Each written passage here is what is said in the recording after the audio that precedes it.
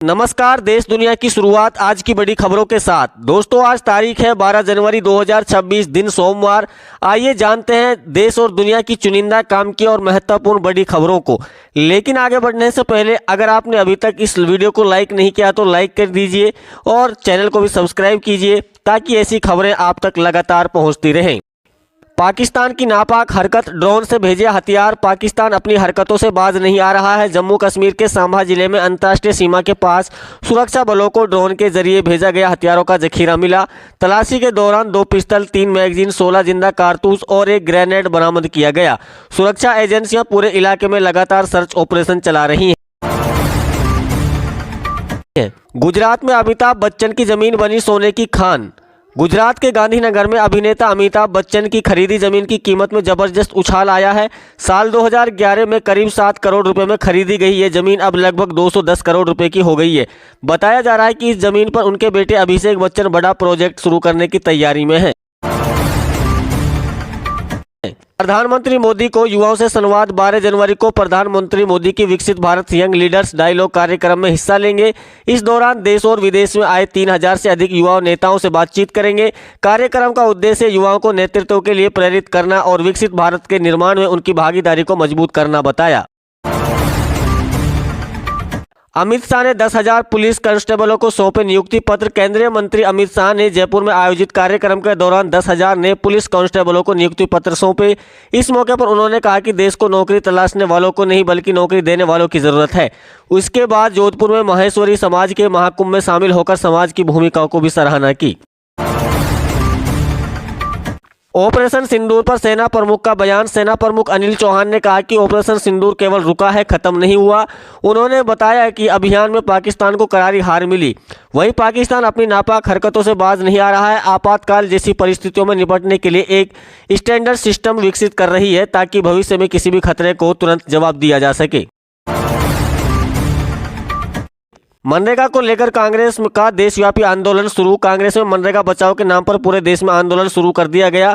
Party ने ऐलान किया है कि इस दौरान कई जगहों पर सड़क जाम किए जाएंगे और बीजेपी नेताओं के घर का भी घेराव किया जाएगा। कांग्रेस का आरोप है कि केंद्र सरकार मनरेगा को कमजोर कर रही है, जिससे गरीब और मजदूर वर्ग प्रभावित हो रहा है।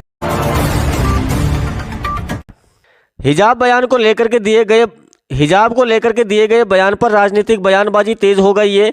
ओवैसी के बयान के जवाब में बीजेपी नेताओं ने कड़ा रुख अपनाया। महाराष्ट्र सरकार के मंत्री नितेश राणा ने कहा कि भारत हिंदू राष्ट्र है और यहां इस तरह की सोच स्वीकृत नहीं है, जिसको लेकर राजनीतिक गलियारों में बहस छिड़ गई है।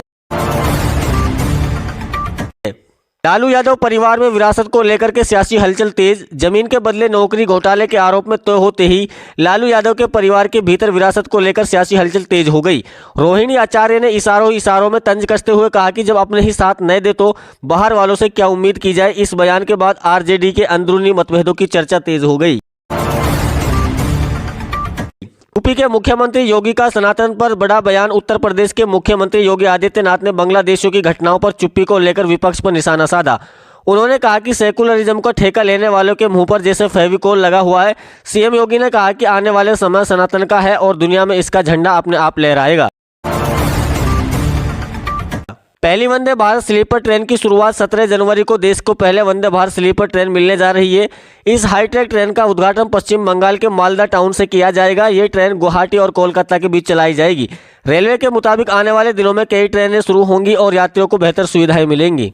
सुप्रीम कोर्ट ने पोक्सो कानून के दुरुपयोग पर जताई चिंता। सुप्रीम कोर्ट ने बच्चों के यौन अपराधियों से जुड़े पोक्सो कानून के दुरुपयोग पर गंभीर चिंता जताई। कोर्ट ने कहा कि टीएनजी रिश्तों का आपराधिक दायरों के लाने में कई मामले में युवाओं का भविष्य खराब हो चुका है। अदालत ने केंद्र सरकार को सुझाव दिया है कि इस पर विचार कर कानून में संतुलन लाने के लिए उचित कदम उठाए। देश के 44% शहरों में बढ़ा प्रदूषण का खतरा। एक रिपोर्ट के मुताबिक देश के 44% शहरों में हवा इतनी प्रदूषण हो चुकी है कि सांस लेना मुश्किल होता जा रहा है। असम का बाइनीहाट, दिल्ली और यूपी का गाजियाबाद देश के सबसे ज्यादा प्रदूषित शहरों में शामिल किए गए। विशेषज्ञों का कहना है कि अगर समय रहते कोई कदम नहीं उठाए गए तो हालात गंभीर से गंभीर हो सकते हैं। ईरान में इस्लामी शासन के खिलाफ हिंसक विरोध प्रदर्शन। ईरान में इस्लामी शासन के खिलाफ चल रहे विरोध लगातार उग्र होता जा रहा है। स्थानीय डॉक्टरों के दावे के अनुसार सिर्फ तेहरान में 200 से ज्यादा लोगों की मौत हो चुकी है, जिसमें अधिकतर की जान गोलीबारी से गई। आरोप है कि सरकार समर्थित सुरक्षा बलों ने प्रदर्शनकारियों पर भारी बल प्रयोग किया। पुणे में एक मंच पर दिखी पवार परिवार की ताकत। महाराष्ट्र की राजनीति में बड़ा संदेश देते हुए पुणे में एक मंच पर पूरा परिवार नजर आया। अजीत पवार और सुप्रिया सुले ने नगर निगम चुनाव के लिए एनसीपी को घोषणा पत्र जारी किया। इसमें मुक्त बस और मेट्रो यात्रा, ट्रैफिक जाम से राहत, बेहतर सड़कें, व्यवस्था, सेवाएं और पर्यावरण से जुड़ी कई बड़े वादे शामिल हैं। हरियाणा सरकार के श्रम विभाग में भ्रष्टाचार का मामला सामने आया है। आरोप है कि ऑनलाइन ट्रांसफर के बदले 1 लाख रुपए की मांग की गई। मुख्यमंत्री नायब सैनी ने मामले की गंभीरता से लेते हुए तुरंत जांच और सख्त कार्रवाई के आदेश दिए। विपक्ष ने इस मुद्दे को लेकर सरकार पर निशाना साधा। शिमला में टनल निर्माण से घरों में मंडराया खतरा। शिमला में चल रही टनल निर्माण के कारण कई रिहायशी इलाकों में दरारें पड़ गई। आधी रात को 15 परिवारों को घर खाली करने पड़े। प्रभावित लोगों ने निर्माण कंपनियों पर लापरवाही का आरोप लगाते हुए काम रोकने की मांग की। इलाके में भारी तनाव और आक्रोश दिखा जा रहा है। उत्तराखंड में अंकिता भंडारी हत्या की सीबीआई जांच। उत्तराखंड में बहुचर्चित अंकिता भंडारी हत्याकांड की अब सीबीआई जांच होगी। मुख्यमंत्री पुष्कर सिंह धामी ने इसकी सिफारिश की है। कांग्रेस ने कहा कि सरकार ने अपनी गलती स्वीकार कर ली है, इसलिए अब सच्चाई सामने आएगी। इस फैसले से पीड़ित परिवार को न्याय मिलने की उम्मीद जगी।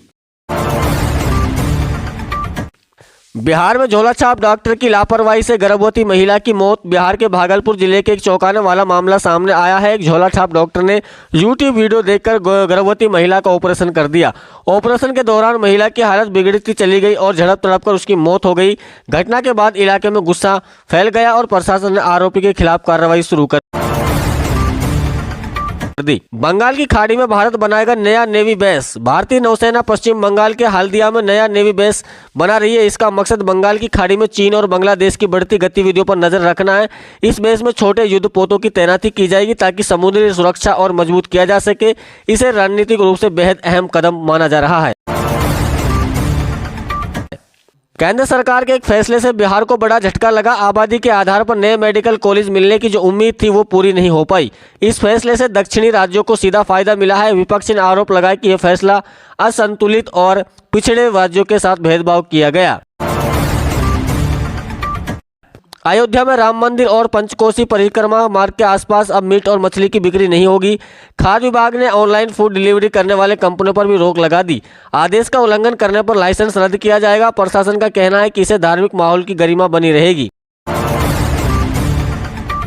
अमेरिका और वेनेजुएला के बीच तेल को लेकर के बड़ी पहल। अमेरिका ने भारत को वेनेजुएला का तेल उपलब्ध कराने की दिशा में कदम बढ़ाए।